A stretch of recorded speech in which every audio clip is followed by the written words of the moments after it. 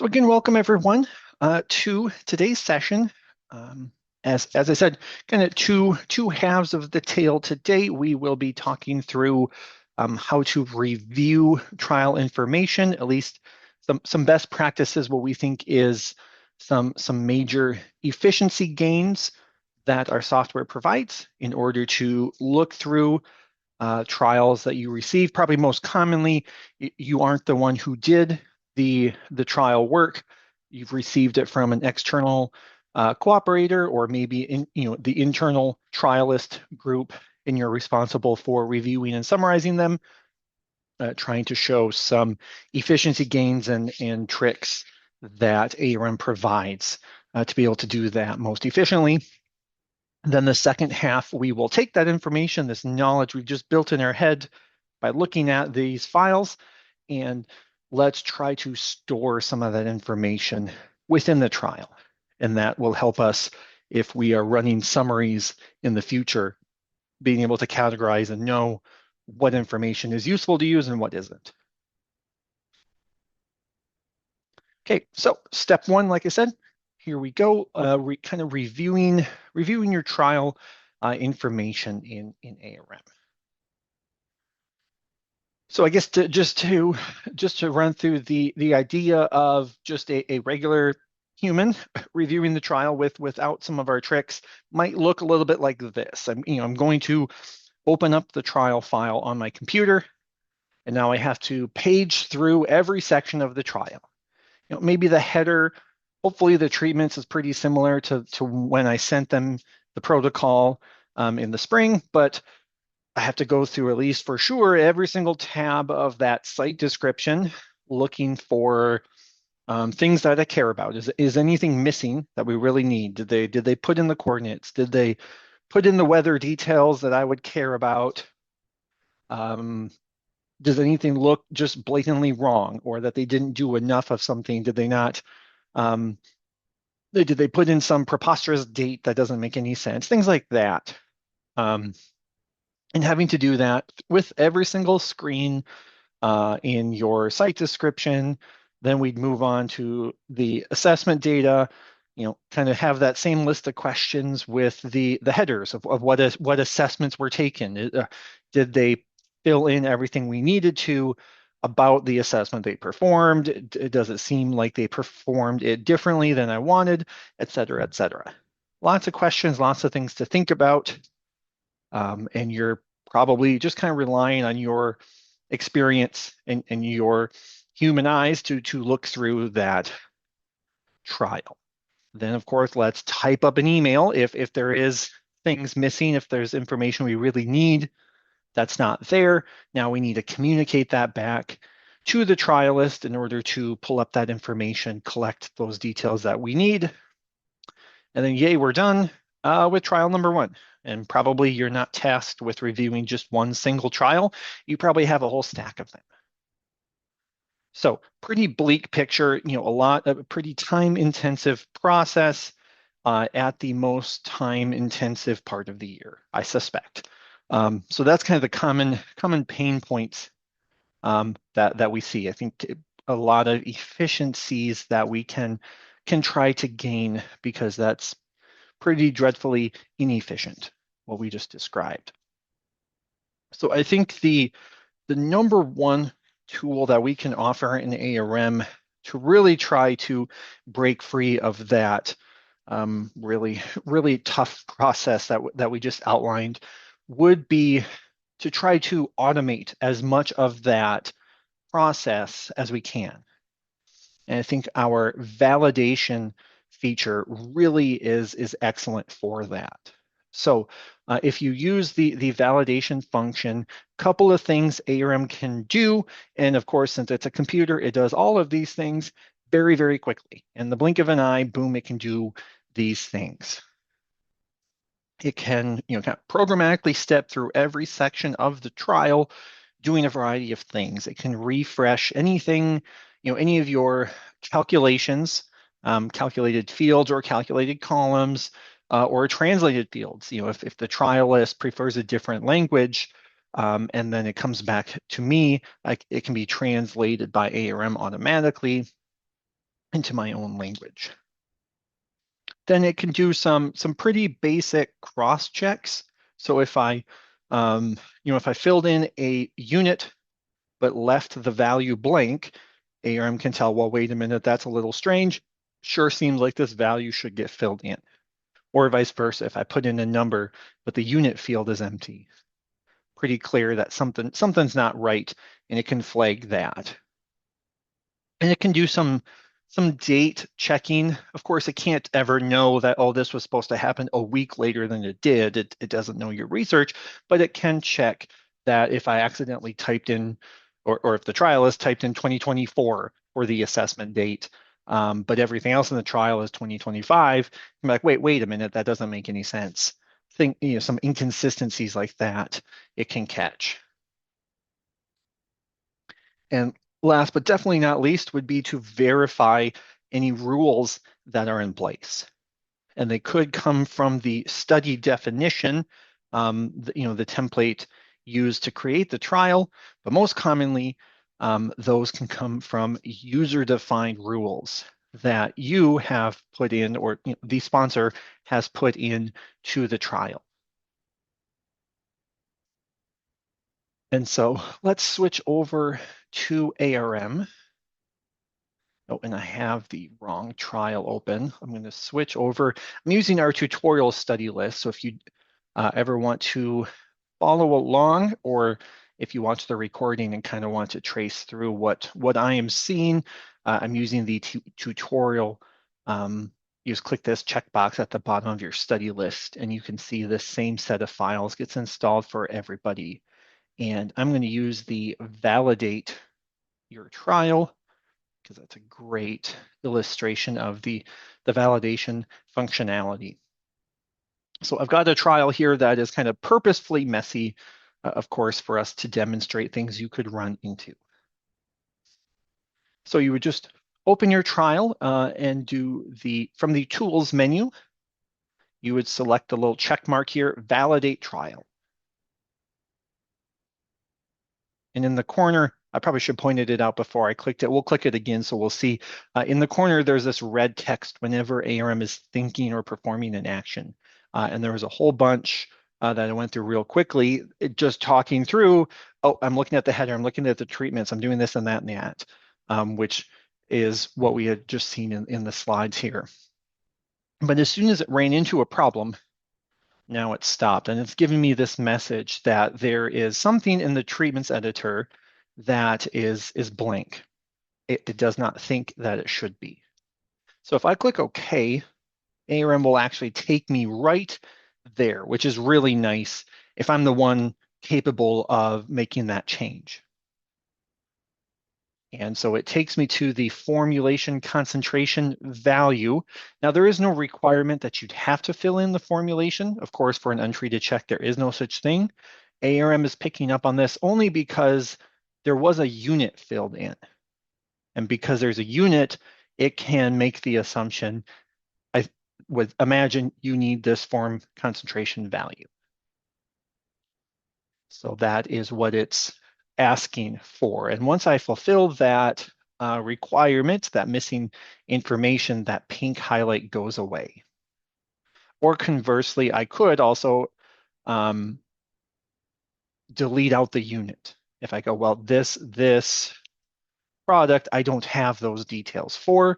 If I remove the unit, the same thing happens. That requirement goes away, just because it was that logical linkage between the value and the unit. That's really the reason ARM could highlight that.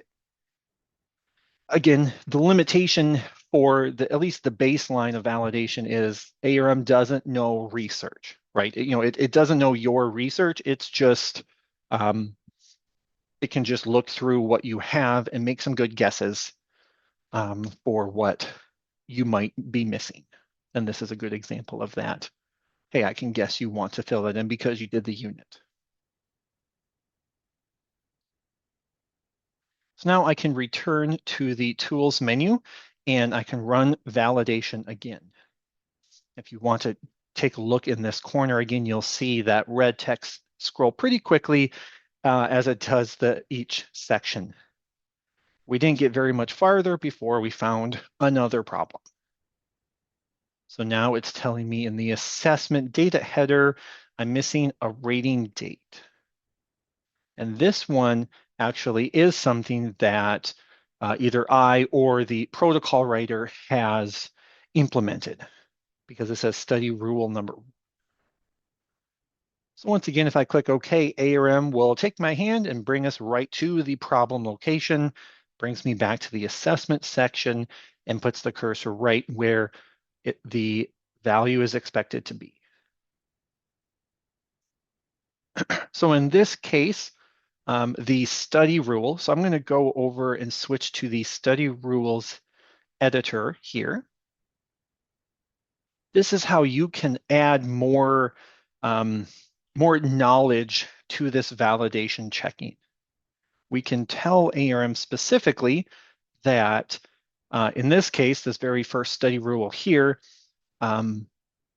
we can tell it that the field rating date should be required. It should get filled in whenever, and that would be the condition with assessment data. So as soon as someone enters data in a particular assessment column, I would expect that the rating date should be known. And in fact, I require that that is filled in because without the date, it's hard to know when this took place. We can't know the intervals. We don't know how long it has been since our treatment applications, and we don't know very much at all then. So I really need that rating date filled in. So that's really what this study rule has created for us, is that requirement. And it applies to all columns because, of course, it doesn't matter what type of rating it is. I just always need that information.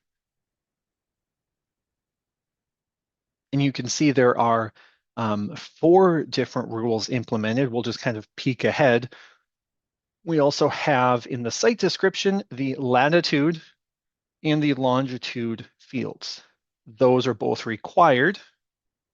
In this case, the condition is established, and that refers to the trial status. So that is in your general trial information, just gives the timing aspect to when it should get filled in. As soon as the trial is established and we've picked a spot, that would be when you should know the GPS coordinates of the lower left corner. So that's when I can expect that that should get filled in. And same thing for the longitude, and the last one here is the GPS accuracy. So all 3 are related to, do you know the GPS coordinates? Let's get those documented. This last one is just a little different. It is marked as recommended. So we'll see the difference there in a minute as we proceed through the validation. It's a little less strict than required. Okay, so let's go back now that we've seen some of the rules. Let's go back to the assessment data and just fill in the rating date. We'll pretend we know that information. I'll even just put today's date in, even though that's very clearly wrong since this is an old trial.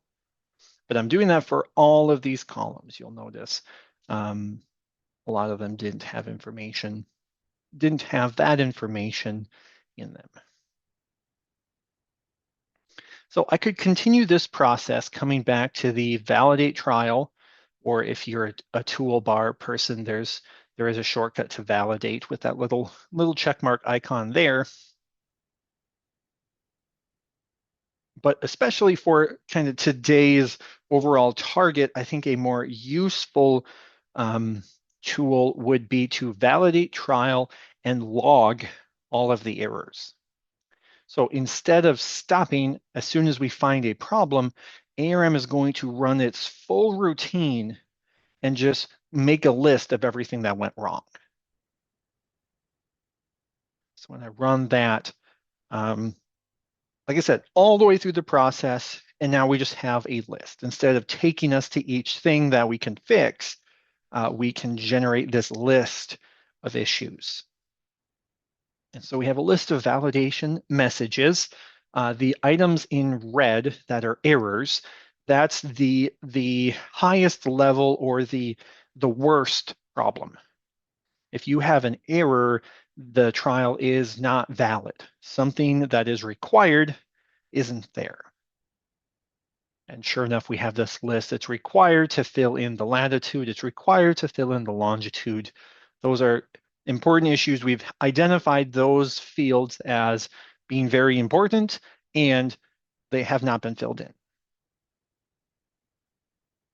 There's one more. There's a date checking here that ARM has caught as well. So it's saying the initiation date of April 2019 cannot be later than a date of application, which is in 2018. So that tells me one of those two dates are incorrect, and that's kind of a example that we gave before, where if you put in the wrong year on accident, that would be an extreme example where ARM can notice that, well, that just makes no sense. You wouldn't make an application before the trial has even started, right? That's kind of the definition of the initiation date. And I think this whole example, everything was in 2019, starting to age here for our example. So that tells me that the application date is the one that's wrong. But anyway, so that's the list of errors. I do like to point out then there is a list of warnings. So those have the yellow triangle. These are not quite as important. They definitely still are worthy of your attention, but technically, you could have a trial that is considered valid, that all requirements are met, and still have some warnings, still have some things you might want to look at or double check. That's kind of the idea with the warnings, is to make that distinction. And that ties in with that term recommended when you're defining a study rule. If you want to have a little bit softer than a requirement, it's not invalid if we don't have these details. I just would really like to point out that this would be very nice to have. Then you can make a recommended study rule, and that's the example here.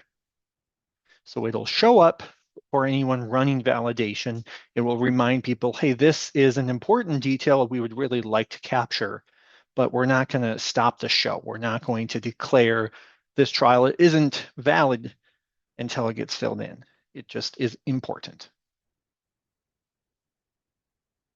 And then there are some warnings, other ones here that popped up. ARM kind of caught our nonsense that we filled in to say, wait a minute, we put in a date way in the future, 2025, that is a lot later than the data entry date. So it's also catching the some issues when we're taking files and just trying to rig up issues. So the date that the data values were actually entered was from 2019, but I'm trying to claim that the rating itself occurred way in the future, or even one day in the future would be too much. We'd have this warning pop up. Because how did you fill in the data? ARM detected that the data was filled in back in October 4th, 2019. And yet I've tried to document that the data got taken in 2025. So that's what it's trying to catch, is a potential inconsistency.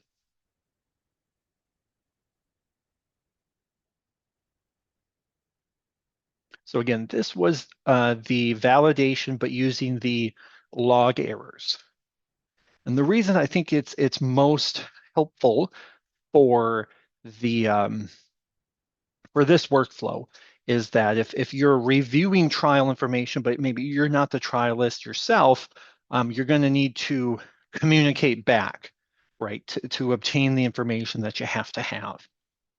And so instead of having to write up an email from scratch with all the problems like we had theorized before, number one, we can utilize ARM's validation, put in some study rules we care about in order to find the things that we care about that aren't met, that aren't filled in. So that's kind of the point we are at here. To speed up the process further, there is a clipboard button at the bottom of this message here.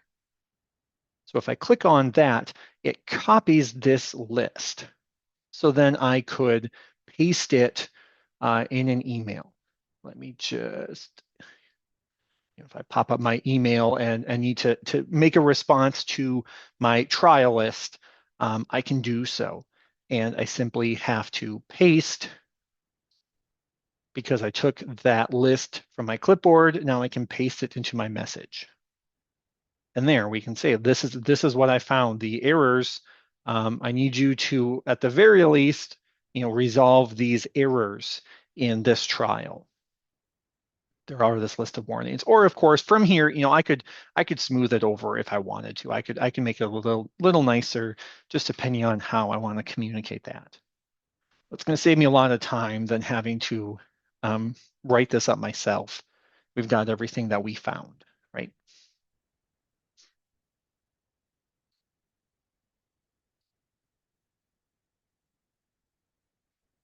So that's the idea, to try to automate this very manual steps running through validation.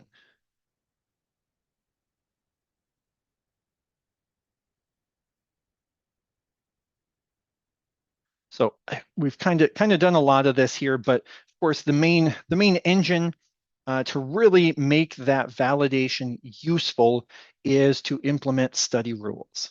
Because ARM itself can't take anything for granted. It can't guess what type of research you're doing. So that original set of what does it do is somewhat limited, right? It can only catch very obvious things, but it doesn't know your research. You as the researcher know, well, it's just preposterous to not have GPS coordinates.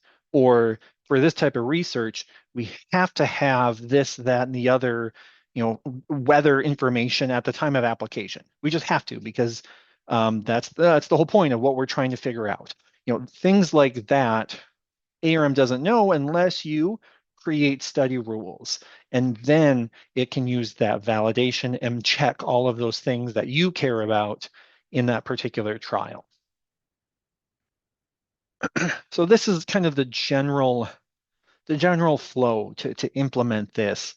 I always say, if you have last year's trial, or even given the time frame as we speak here, if you're just wrapping up a season and you're getting trials back, do this process with just the first one that you work through. Is open up a trial and go through each section of the trial, and I guess watch yourself review it the manual way, right? We had outlined what it would look like to do it kind of manually, and you can do that. So if I were to open up my trial and not use validation yet, what would that look like? I need to go to my general trial, and just like, what is it I look at? And anything I look at that I would care to make sure they fill in, okay, did they fill in coordinates? Yes or no. If they didn't, that's when you catch yourself, okay, I just want the GPS coordinate. So I will make a study rule for this field that I just looked at. And it's pretty easy to do so. Let's use another example, since I already have those rules. Let's just say the climate zone. Okay, that's important for my research here. I really need them to categorize their climate zone. Even if they didn't bother to put in their address, I need the climate zone, for example. Even though it's filled in this trial, this first process would be to get the list of requirements. What things do I care about? Whether or not it's filled in this particular trial is irrelevant. I want to catalog everything that I want ARM to look at for the next trial, right? So all I have to do is right click on that field that I'm looking at, this climate zone, and the very bottom section of the right click, oops, I went too far. The very bottom section is related to study rules. So if I want to require that climate zone, I can do so. And then it's just a matter of picking what trial status would I care about that for. And in this workflow, if we're assuming this is the end of the season review, it probably really doesn't matter. But if you can kind of associate that with what time of season, should they know that right away as soon as it's established? Well, yeah, I think that trialist knows what climate zone their research is being performed in, so we can require that at status is established. And we've obviously already done that for these GPS coordinates, so we can move on to the next section. And I'll just like cheat down here to maybe like the crop description, and we find ourselves really wanting the harvest date. If I right click on that, that might be a case where I want to require the harvest date, but of course you would never harvest at the beginning of the season. That is always one of the very last actions. So that one might make more sense for me to require it when the status is set to final, perhaps. So you can put a time frame on that for when the validation is actually going to spot that. Maybe the standard moisture I want to recommend. It's not quite as important, but I really would like that as well. So go through the trial to implement everything you would look at least for this type of research. What do I need filled in, whether or not it's filled in this particular file? Then when you finish that, we can go to the study rules editor and you'll have that list. And it might be pretty long.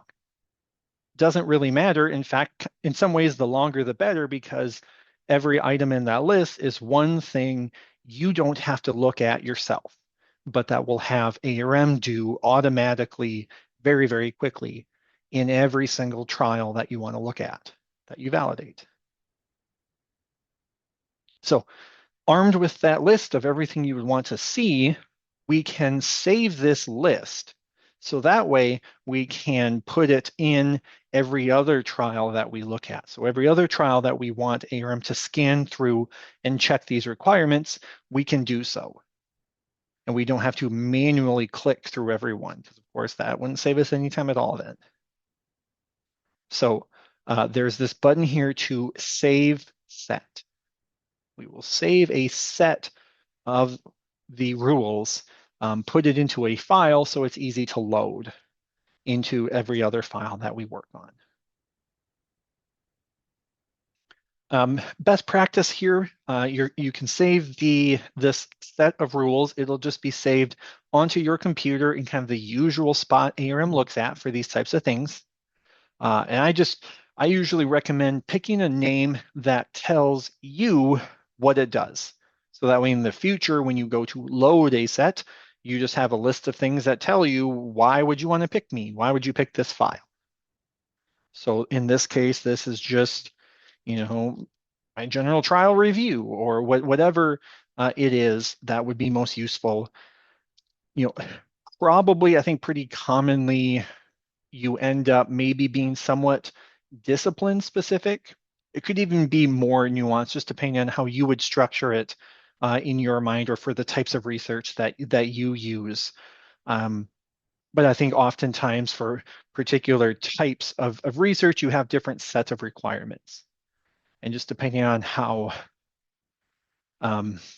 specific it is, I think this workflow especially, it would make sense. So I know this is an herbicide study, so everything in my mind as I went through to get marked on requirements, I was thinking of herbicides, right? So that I should probably bake into this rule set. Because then if I have a totally different type of study, maybe I repeat this initial process to form a separate list of requirements.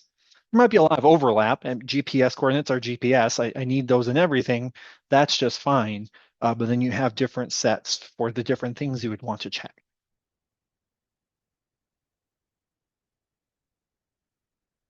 When you press save, ARM will ask if you want to type in an even longer description, again, just to remind you when you're at the loading phase in another file, you can do that. If you're good enough at that first naming, you can leave this blank. It just kind of depends on whether you want that extra detail or not. So the advantage now is we have that list, everything that we would want ARM to check. So then if I'm in a totally different trial, so I'm going to close this trial and move on to the next one that I need to review. And I'll just pull down one of these ST example studies. Now in this trial, all I have to do to get ready to review would be to come into the study rules editor and load that list. And now I should have paid attention to what I called it here. I think it was this one, right? The general trial review. And instantly, everything I want ARM to check is now in this trial as well. And it is as fast as validate trial, log errors. Let's find out what I'm missing. Okay, so in 5 seconds now, I have everything that I need. I know everything I need, what is missing from everything that I need, right? And ready to send off to my trial list. If, hey, wait a minute, I didn't get your harvest date. That was a lot faster than paging through everything, but we have that confidence that everything that we cared about, we took time to do it once. It is a little added time in some regards that you have to be thinking and making those rules, but I do that one time to save time on every single trial, right? Moving forward, every additional trial now takes me 10, 15 seconds to review instead of that 10 minutes that it was taking me.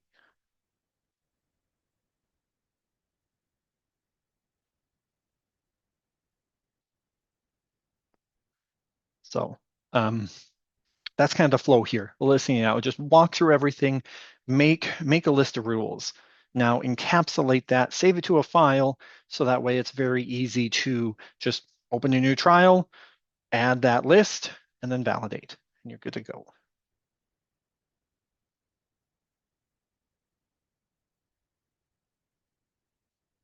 So, most examples so far here, I've kind of focused on the site description. There's so many sections. It's all the metadata, the site information that's happening.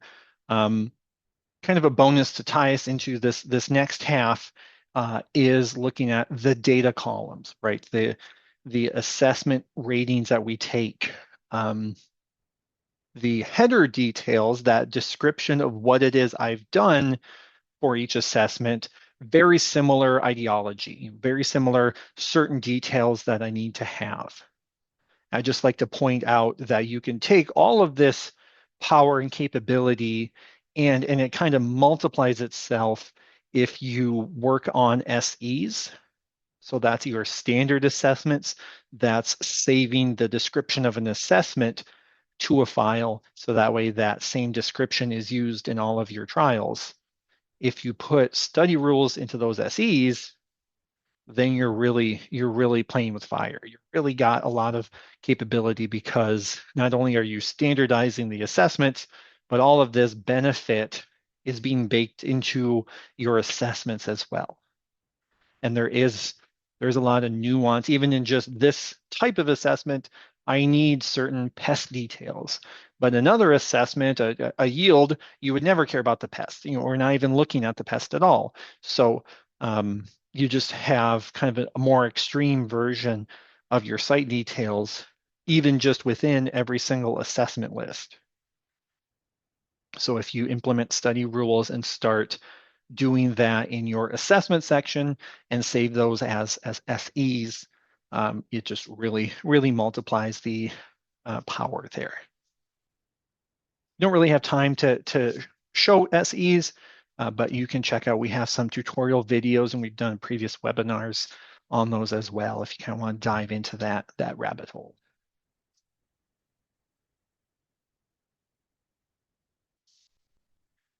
Okay, moving along here, try to pick up the pace just a little bit, kind of transitioning to those assessments. And the biggest thing I want to show just in the review sphere is the assessment column view options, because there's some nice functions here just to be able to help rearrange, help understand kind of what it is I'm looking at in the assessment editor. You know, when there's 100 data columns from a trial, it can be hard to understand even just what was all taken, right? What even happened here. So I'm going to shrink my navigation bar a little. And what we'll use is the view options. So I've got the properties panel to the right here where I can click on the shortcut for the view options. You can also just go tools options and do your assessment data view. And so all of the fields, all the different boxes that you have to describe your assessment are all in this list here. And what we can do is change what we see. By default, we see all of the columns in the order the trialist had to find them. But I could narrow down and match to only see certain columns. If I want to do something like maybe the rating type, I only want to see the control ratings. I just click on this little gold filter box, and this shows me all the unique rating type values in the columns in this trial. So if I view only control, what happens is now I only see 1 through 8. There were quite a few of them that had that control, but now there were a few that got hidden. Of course, I probably want to see everything. So instead of a match, what I could do is sort. If I just wanted to alphabetize them by rating type to put similar ones together, I could put a 1 in the sort for rating type or really any other field. I'll do rating type because I think that it will shuffle them around just a little bit. Of course, most of them are controls. So alphabetically, that's very similar. But now we can see 8 goes to 10, goes to 13 for the data column numbers because we've alphabetized them based on the rating type. I think the best way to handle this, number one, there's a little shortcut button here, this visible column. If I click on that, that'll pop up just this portion of the view options, which saves us a little time. We don't have to keep going back and forth in the dialogues. You can take this sort even farther by turning on display sort as tabs. It's a little checkbox underneath here. And I really like this because it changes the screen to almost kind of like Excel, where you have tabs at the bottom, and it creates tabs for each unique value in the field that we picked. So again, we've been focusing on rating type, so I can click to view only the control assessments. Then if I click on the moisture content tab, I only see assessments with moisture content, which there's only the one. So that can be a nice way to kind of focus in on certain types of assessments. And the real power is this can be done for literally any field, right? So, rating type is an obvious one, but you could do maybe the pest, right? So if I wanted to sort, because there's different pests involved, maybe I sort by pest code. And then within the pest code, I could always sort a second level. So maybe I want a different tab for every pest that we encountered. And then within that, I want to sort by rating type. I would then put a 2 in the box for that second level sort. Now, when I choose that, I have each each pest that we took ratings on. So here there was 2 different ratings on the this pest, the common lamb's quarter. Then I can move, and the data will change, of course, to the columns for each of these pests. Now, not a lot of excitement for that second layer here because it was the same type of assessment.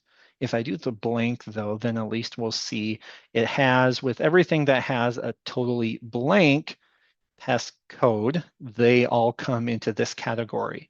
And now we can see it does sort based on that second layer, that number 2.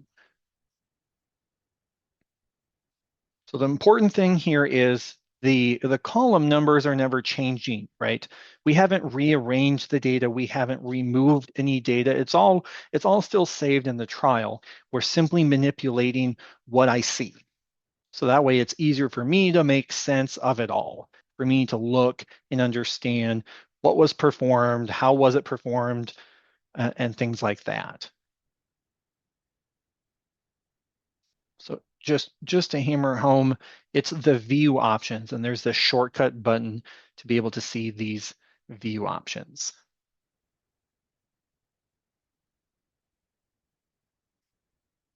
You can also use there's these box here for like entry status.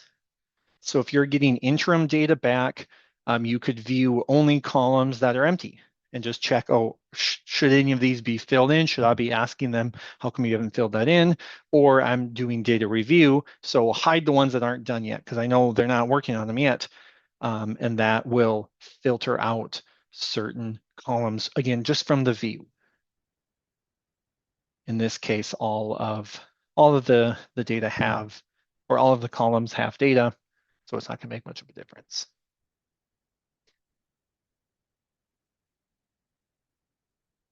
So that's your view. Oh, and one final thing real quick. If I go back and open up the full view options section, if you find yourself kind of finding the best setup, you can save that view. So this particular set, display sort as tabs, and I want to sort by pest and whatnot. You can then save that view. So that whole selection is saved and given a name, just like we did before with the list of rules. I can save that to a file on my computer. So that way, when I open a different trial, I can load that view, and that same configuration, just like I see right now, will immediately be put in place for the next trial. And of course, all of the columns might be totally different. The assessments might be a totally different type of study, but the system, the sorting by the pest, these, putting them as tabs, that selection will be implemented immediately for me. Just again to save some time.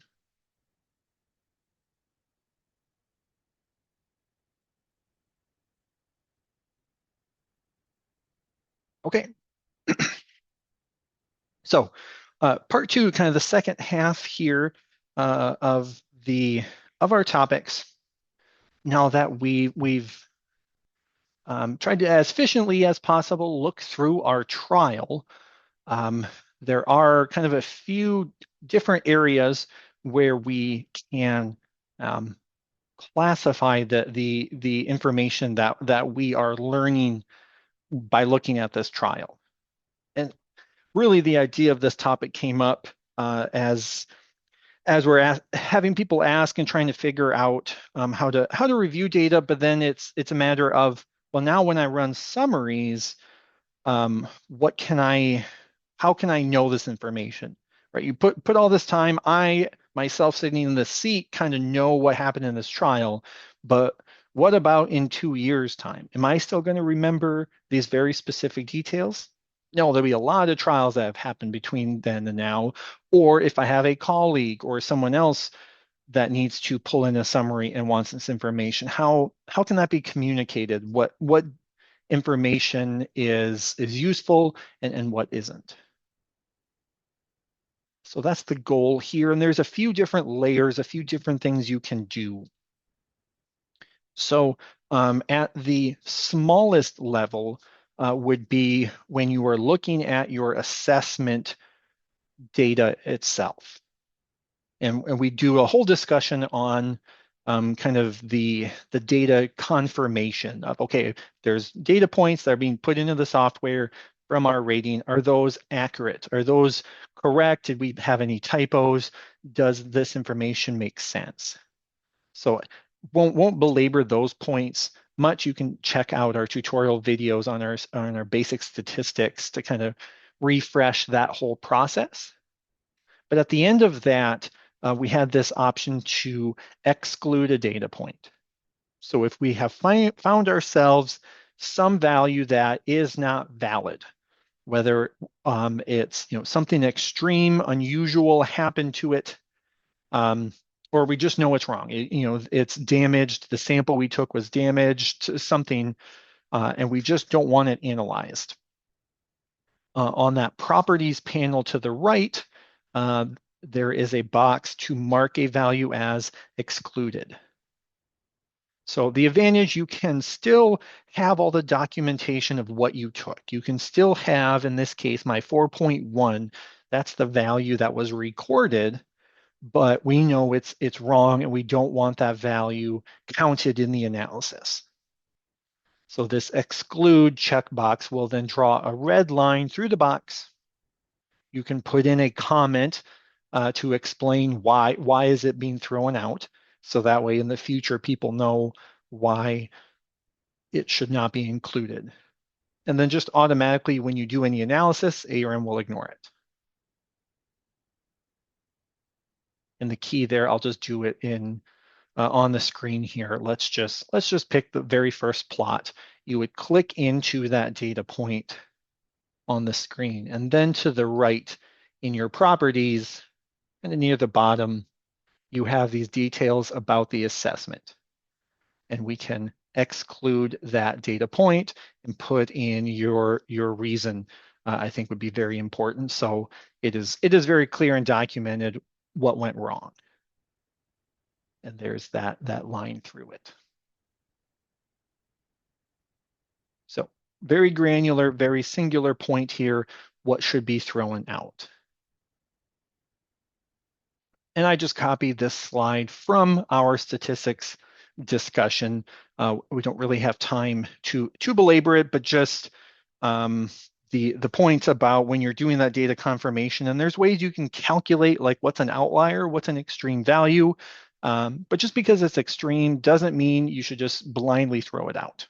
So there's kind of a whole ideology there that, like I said, kind of go on about in our statistics webinars or the tutorial videos about that data confirmation. So don't take it lightly, just throwing out values, of course. That's kind of the moral of the story there. So the next level up, instead of one particular value being useful or not, valid or not, maybe would be a better term for that, you can also categorize the assessment as a whole. And kind of the main reason, of course, would be, is this assessment, is this rating useful in a summary? And so there's this field called data reliability that's in the header in the miscellaneous section. And that's really the purpose here is to just give a rating, I guess, for lack of a better term, to denote how useful this assessment would be. And we actually have little icons. That's what this little video is showing. There's even shortcut icons to make it really easy, really quick to make this designation count. So it is a field, a 1, 2, 3, but even easier than that, if you just hover your mouse in the column number right above the data, there's these shortcut icons that mark down the 1, 2, or 3 for you. And so 1 is exclude, which means this rating really should not be used in the summaries. And there might be a few different reasons for that. It could just be, like in this example, that column number 1 is just all zeros. There was just no pest pressure. Nothing really was happening yet in that trial. Doesn't mean the data is wrong or incorrect. It just means there's no value in using that in a summary. So that's why the one in the term exclude is, we're not saying it's bad, it's just not useful in pulling together in a summary. On the flip side, good, the green check mark, is just, this is great, this is fine. No issues here, perfectly reasonable to use in a summary. And normally that would be all we would want. We really don't want a whole rating system. 1 to 5, how useful is this? Is this kind of sort of good or very good? That's just going to make a mess. Very hard to be consistent on. So we really just wanted 2 values. But we did put a third one in almost as another layer, this best idea. And that's just if you were to look at all of the assessments in this trial, or maybe all of them of this type, all those control ratings in that example we had, which one would be the best? Like, hey, if I'm putting together some graphs to visualize the 10 trials in this experiment, use this one, column number 7 or whatever. I'm going to put this star. I'm going to call this one best. This is just the best for illustrating what happened in the trial, perhaps. So that's really the reason that best one is there. The intent primarily is just usable or not, yes or no. But then you have kind of one more function we kind of slipped in here to say, then at a high level of this trial, what would you want to grab? What's the best? If you only had 2 minutes to read this trial, make a box whisker of this data column. This will kind of show you what transpired here. And that's the best marker there. And the advantage here is we have a specific field in the header. And that's very useful then when you are in ST, for example, wanting to summarize. Then you can be explicit in the data columns that you pull in if you only want things that are marked as good and best. Or maybe I only want to grab the best. I only want one from each trial or something like that.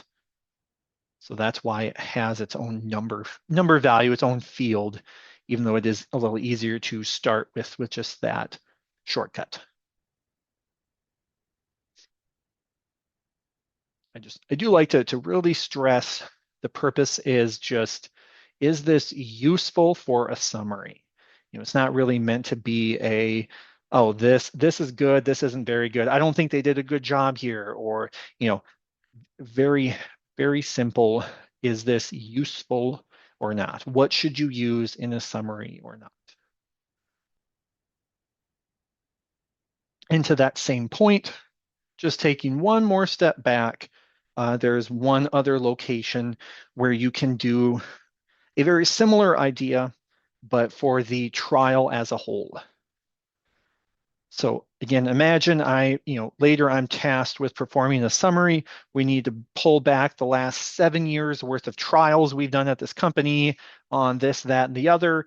And we want to pull together a summary. Very hard to know, well, which trials should I use and which trials maybe didn't go as planned. We really only want the ones that went well to pull into the summary for whatever we're doing. So if you use this trial reliability field, which is found just in the kind of the top of the general trial section, this can be a great place to catalog that, give an overall rating of the trial, again, to inform us in the future or inform others that are pulling together summaries. On the whole, how useful was this trial for future summaries? Of course, if you're just needing to document what research has been done, you really don't care about that. So it might be a little more in a statistical realm of whether this is going to tell us what we want to know about our products. So if you look at that list, this one actually kind of has 2 different scales.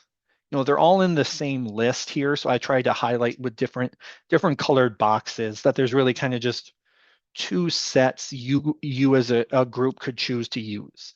right? So the first three here is a 1, 2, 3 reliability, and it's just a scale of usable, partially usable, or there's nothing here, no usable data at all. And then the second box, it has a few more shades, I guess you could say, and it uses the term quality. So obviously, it'd be really cool if there was like a very great, very specifically defined scale that everyone in the industry uses to rate things. But it's a lot messier than that here. And so I think the biggest trick probably is to choose as a group, probably, of those of you doing summaries or working on trials in your company, which of these scales do we like? Which one matches kind of the way we mentally categorize things? And then let's just be clear with each other how we use this field. Whether just the usable or not is important, or the quality comes into play. And there's a description where it's like, well, this trial had a really good site and really good infestation levels, right? As opposed to, well, we just it just happened to be this trial didn't work very well. We just didn't get the infestation level that we really needed. So it doesn't have to be an indictment on the trialist. It doesn't have to be a indictment on how the research was performed, but just the end result of, is this good for a summary or not? Oops. So regrettably, there's a lot of gray area in this field. I kind of wish I had just a very black and white, super well-defined categories to use here. But I think it tells a little bit too. What you prioritize as a group might differ between different research projects, or even just as a company as a whole, of what you're wanting to do. But on the whole, this is a field to use to categorize the trial entirely, to help inform your summaries. And I do just want to point out, there is also a field called meets all objectives. And that's a pretty simple one, very specific to objectives, which is probably a little bit different than the data here and the term quality and whatnot. So that might be another useful field that your group could take advantage of. There's also a generic keywords box. I don't have that in my screenshot, but it's on the same general trial section. So the meets all objectives is just a yes or no. So couldn't be more simple. Just does it meet every objective that we outlined at the start? Yes or no. That's it. So that can be a pretty straightforward one. Otherwise, there is this general box for keywords. That one's messy because it is just an open text. But in theory, if you have strong SOPs, you could always tag. The idea of this is just to put in tags for whatever might be important. So as part of your SOP, you could define your own set of terminology people should use. So, maybe maybe we just call it semi-usable, or, whatever you want to do, and you put that in the keywords, then that can be filtered and toggled on in the future. But that one's a little tricky because you really have to be smart about it, because there's no drop down there. So that's why I think reliability is probably the best one. Anyway, as predicted, I got a little long-winded, kind of ran us right out of time. But hopefully this was useful. Like I said at the beginning, it might be a little bit company specific. This is what we're dealing with. So feel free, if you do have further questions or want to just strategize and try to figure out what's the best method for these types of, especially the categorization part here that we talked about at the end, feel free to reach out to us or your local representative, and we can help out. And hopefully we'll be seeing you again soon at another webinar. So thanks all for your time.